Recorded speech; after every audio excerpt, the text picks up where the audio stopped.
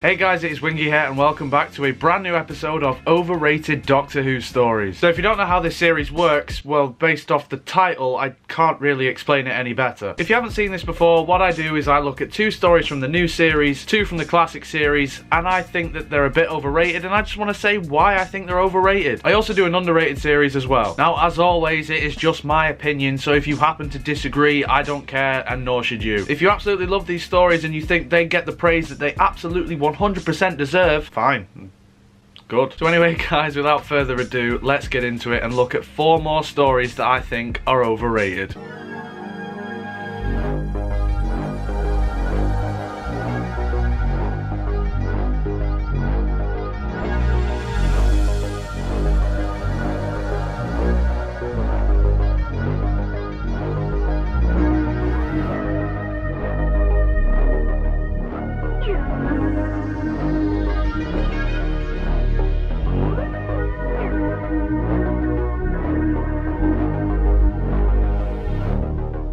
Okay, so we're going to start off with the new series this time, and I'm going to start with the Series 4 finale, The Stolen Earth and Journey's End. Now, Series 4 as a whole gets a lot of praise, and I fully think it deserves it. Series 4 is one of the strongest series that we have had since the series came back in 2005. I love the relationship between the Doctor and Donna, and I think David Tennant really found his groove as the Doctor in Series 4. However, this finale is just a gigantic, convoluted mess. Now, I'm not saying it's bad, it's definitely enjoyable and you can have a good time with it. But I think the issue is there's just too many things going on and there's too many people involved. Now, obviously a big Dalek invasion, yeah, you would expect people like Unit and Torchwood to get involved. So I don't mind those guys being there. To a certain extent, Sarah Jane, yeah, I can see her being involved as well. But I think when you start adding in characters like Harriet Jones, or like Mickey, or like Jackie, and then you also add in another version of the Doctor, and then you add in Davros, and then you add in Rose coming back, and the whole Dr. Donna thing. You can't balance that out in 2 45-minute episodes. Oh yeah, and a massive regeneration twist as well. Like, that's just way too much for 2 episodes. I think all of these ideas put together don't work, but separately they're fine. Obviously, this was Russell T Davies's last series, and I think at the time he knew that this was going to be the case. So he just wanted to throw in everything and sort of advertise Torchwood and the Sarah Jane adventures. But it came at the cost of a coherent story. We don't really get enough of the Daleks in this. We don't really get enough of Sarah Jane in this. We don't really get enough of Torchwood in this. We don't really get enough of Unit or anything like that. It just doesn't balance everything properly. And then when you get to the very end of the story, where it's a massive sort of rush to sort of wrap up the Daleks thing, we end up with the finale of this very episode being, bye everyone, see you in a bit. And obviously you do sort of need to let these characters go back to their own respective shows, but could you not do it a little bit, you know, a little bit quicker? This story has got some great stuff in it though, do not get it twisted. Donna's exit is perfection, pretty much. Julian Bleach as Davros, I mean, to me, he is up there with Michael Wisher. He is that good as Davros. Seeing Sarah Jane in Doctor Who, I mean, I'm not going to complain about that. I love seeing her in Doctor Who. The whole shite with Rose, that had to come back, didn't it? The Supreme Dalek looks really cool, but the rest of the Daleks don't really do anything. They're either sort of just wandering the streets, or they're just wandering about their own spaceship, and it's not really threatening. I always say that I think Series 1 was the last time that the Daleks properly felt scary and like a threat. And they're there shooting people, burning people's houses down, and I don't feel a threat. I do like the scene with Wilf though, where he shoots the paintball gun and the Dalek's eye just burns it off. That was cool. Everyone involved in this story sort of puts the Daleks and their plan on the back burner, and I think if you are going to bring Davros back, you need to do it in a much bigger way than this. And as much as I love Julian Bleach as Davros, he is kind of wasted in this episode and in the Magician's Apprentice episodes. So yeah, it's a fun time, it is enjoyable, but I think if you really start to think about it, you realise that the balances just aren't right. So let's stick to the new series and also stick to a finale, because I'm going to talk about The Doctor Falls. I'm not going to bring World Enough and Time into this. I did this in a previous episode where I was on about Army of Ghosts and Doomsday. Like, the first part is fine. World Enough and Time is a phenomenal episode, but The Doctor Falls really lets it down. Given how World Enough and Time, to me at least, could have been the start of the best Cyberman story ever, I still don't understand how we got The Doctor Falls. Well, I mean, I do, it's Moffat. He's pretty much done the same thing throughout the entirety of the Capaldi run, where the penultimate episode is pretty good, and then the finale is just a massive pile of shit. Now, I said a lot of this in the Series 10 review that I did, but I mean the Doctor Falls really is a letdown because it doesn't build on anything that was set up in World Enough and Time. You've got the small, claustrophobic, creepy atmosphere of the Cybermen on that spaceship slowly developing. Bill is also turning into a Cyberman. The cliffhanger is she's turned into a Cyberman. We have two Masters on screen for the first time, like ever, and then they're just sort of pushed to the side and they just sort of hang about for a bit and then decide to fuck off eventually, because that's nice and what we want to see when two Masters are on the screen together. Oh, that and the fact that they're flirting with each other, which is wrong. Instead of building on what we had, we ended up in a forest with these kids and this woman and whoever else there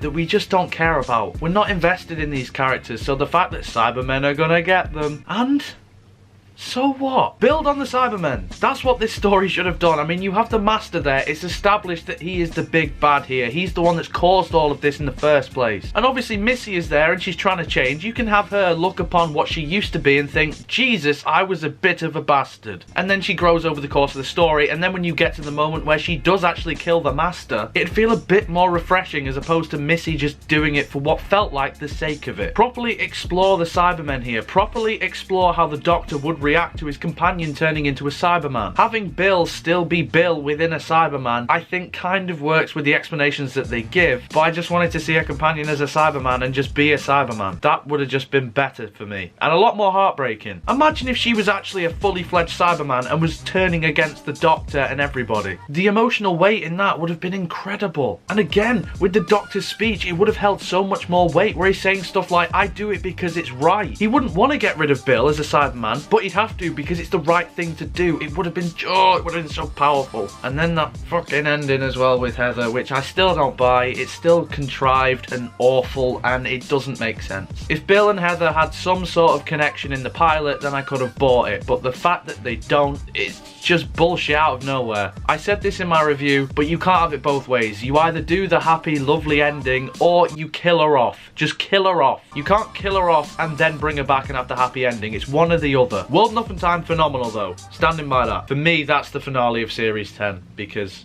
nothing happened after that. The Doctor just did stuff. Alright, it still exists, but I'm not happy about it. Okay, moving on to the classic series, and I think this is where the really controversial stuff is going to come into play. First up, Remembrance of the Daleks. No. It's not true. That's impossible! Now, I must stress, I am not saying it's bad. I don't think it's bad at all. I think it is a really good Dalek story. However, when people mention great Dalek stories, Remembrance of the Daleks often crops up. And I partially agree with that. Me personally though, I actually prefer the other two Dalek stories in the 1980s, Revelation and Resurrection. And I think the reason why I'm putting Remembrance on this list isn't necessarily because it's a bad story or it's a bit meh, but because it overshadows Resurrection and Revelation. They are three great Dalek stories, but for some reason Remembrance seems to get the most love. Now, I'm not saying that the other two are perfect, and I don't think Remembrance is either, but I think in terms of the tone and in terms of the Daleks being a threat, I have to say I prefer Resurrection and Revelation. They are just a lot darker. Correct me if I'm wrong, but I believe Resurrection of the Daleks has a higher body count than the Terminator, and Revelation of the Daleks is about Davros feeding people their ancestors and turning humans into Daleks and creating a big Dalek civil war. So I mean, that's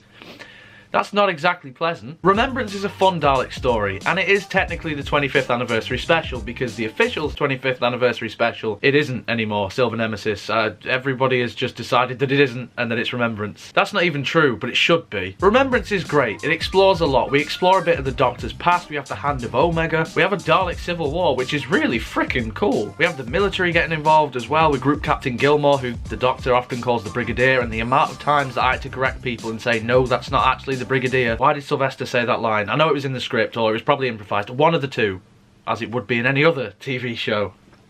But no, it's a good story. It's got some standout moments. It is really enjoyable. It is one of McCoy's better stories, but like I say, the fact that people talk about it more than the other two, I take issue with. They all should be spoken about in the same vein, I feel. And that's why. It might be a stupid reason, but I'm gonna be honest here. When it comes to the classic series, it is a bit of a struggle to think of overrated stories. The new series, it's really fucking easy. What was the last story? Shit. I need to look this up because I genuinely cannot remember. I need to write this shit down. Ah, yes. Okay then, so for my fourth and final pick, I'm not in the centre of the camera here. Okay, so for my fourth and final pick, I'm going to go with the horror of Fang Rock. Now you know me, I love the Fourth Doctor. But obviously. And the horror of Fang Rock, people often say to me, is one of their favourite Doctor Who stories, it's one of their favourite Tom Baker stories. But to be honest, I've never felt that much for it. And again, it's not a bad story, and like with Remembrance, I am kind of stretching. The atmosphere in this story is very, very good. And I like a lot of the cast, and I like the fact that they sort of get picked off one by one. But it was never like a standout story for me from the Fourth Doctor's era. It was just there. It's never a story that I want to rush back and watch again like I would with something like Pyramids of Mars or Genesis of the Daleks. And the script is fine, it looks fine, the route on is a bit questionable, but yeah, it's just an alright story to me. It's never really stood out. I think my biggest complaint with it, and I think what it is, when I first saw this as a kid, the lack of there being an actual monster there for the majority of the story, I took an issue with. But then again, I was like 12, so I didn't really know any better. I just watched Doctor Who because I wanted to see some big monster fight the Doctor. And I think that sort of stuck with me now, so when I go back and watch it subsequently, I enjoy it for what it is, but I still want more of the route on. Again, I am clutching at straws, but like I say, it's so freaking hard to pick two overrated classic stories at this stage. Thing is, the Rutons is a villain that I really want to see come back. Obviously, they have a very interesting backstory with the Rutons and the Sontarans having their big war. And I do like the fact that we have these big, brutish Sontarans fighting against jellyfish. That is quite the contrast, and I enjoy it. But let's be honest, all we really get of the Ruton, in terms of its physical form anyway, is the Ruton and the Doctor sat on some stairs chatting for a bit, and then the Ruton slowly crawling up the stairs and being blown up. They could have done more with that, really. Like I say, it's good for what it is, but I have memories of a kid being disappointed with it, and it sort of stuck with me even in older age. And when it comes to the Fourth Doctor era, this is not the one where I'll rush and grab the DVD and think, yes, I need to see this again. So yeah, they're my four choices. Like I said at the start, it is just my opinion, so if you agree or disagree, doesn't matter either way. I don't care if you love these stories. You shouldn't care that I think they're a bit overrated or for why I dislike them. Well, not dislike them, but think they're overrated. In the comments below, let me know what you think of these stories. Do you love them? Do you hate them? Do you think they're overrated? Do you think they're underrated? Whatever it is, let me know. And if you're gonna tell me I'm wrong, yeah, I know. It's fine, you don't need to. But anyway guys, if you enjoyed this video, make sure you leave a like on it, subscribe if you want to see more Doctor Who and other stuff on my channel, share it around and all that good stuff. My social media, as always, is in the description, so if you want to follow me or support me on Patreon, I would very much love you forever if you would do any of those things. But until next time guys, you take care of yourselves. Goodbye.